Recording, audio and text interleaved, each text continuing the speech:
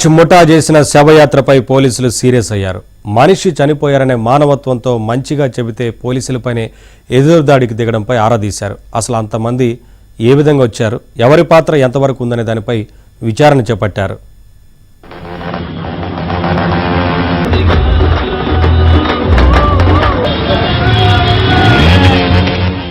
విజయవాడ వీధుల్లో blade batch చేసిన rally హంగామా ఇప్పుడు హాట్ టాపిక్ గా మారింది. ఈ బ్యాచ్ లో కీలక వ్యక్తిగా చెప్పుకునే పావురం అనే యువకుడు చనిపోవడంతో అతడి అంతిమయాత్రలో వేలాది మంది సృష్టించిన హంగామాపై పోలీసు అధికారులు దృష్టి సారించారు. అసలు ఆ రోజు ఏం జరిగింది, ఎవరెవరు ర్యాలీలో హడావుడి చేశారనే అంశాలపై దర్యాప్తు చేపట్టారు.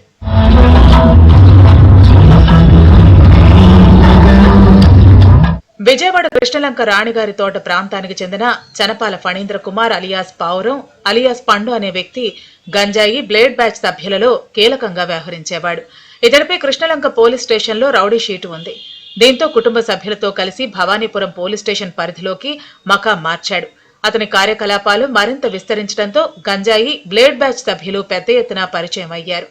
పావురం ఎక్కడికి వెళ్లినా అతని వెంట పెద్ద సంఖ్యలో బ్లేడ్ బ్యాచ్ గంజాయి ముఠా సభ్యులు ఉండేవారని పోలీసులు చెప్పారు.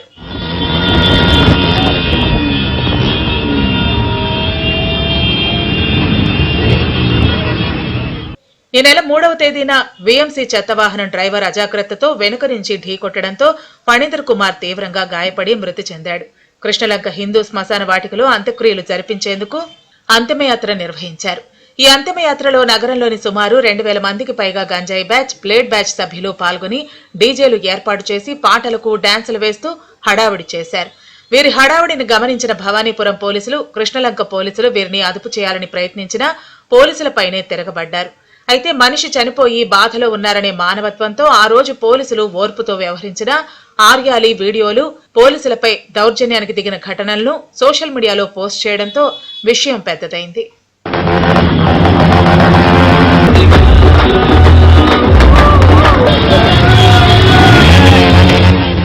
ఈ కేసులో దర్యాప్తు చేపట్టిన పోలీసులు సోషల్ మీడియాలో వైరల్ అయిన వీడియోలతో పాటు వారు అంతిమయాత్ర చేసిన మార్గాలలో ఉన్న సీసీ కెమెరాల వీడియో ఫుటేజీని పరిశీలించారు. పావురం అంతిమయాత్రలో రౌడీ షీటర్లు ఎవరూ పాల్గొనలేదని, కేవలం బ్లేడ్ బ్యాచ్ సభ్యులు పాల్గొన్నట్లు గుర్తించారు. చనిపోయిన ఫణీంద్ర పైన 2024 నవంబర్ నుంచే రౌడీ షీట్ ఉందని, ఎన్డీపీఎస్ చట్టం కింద చర్యలు తీసుకునేందుకు రంగం సిద్ధం చేసినట్లు పోలీసులు చెబుతున్నారు. అతని శవయాత్ర పేరుతో హడావుడి చేస్తూ శాంతి భద్రతలకు భంగం కలిగించినందుకు భవానీపురం పిఎస్లో వివిధ సెక్షన్ల కింద కేసులు నమోదు చేశారు.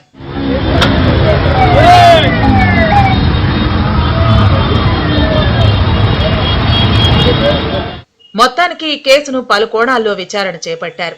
ఆ యాత్రలో డీజేలు పెట్టి హడావుడి చేసిన వారిలో కొంతమందిని గుర్తించి అదుపులోకి తీసుకోగా 20 మోటార్ వాహనాలను స్వాధీనం చేసుకున్నారు.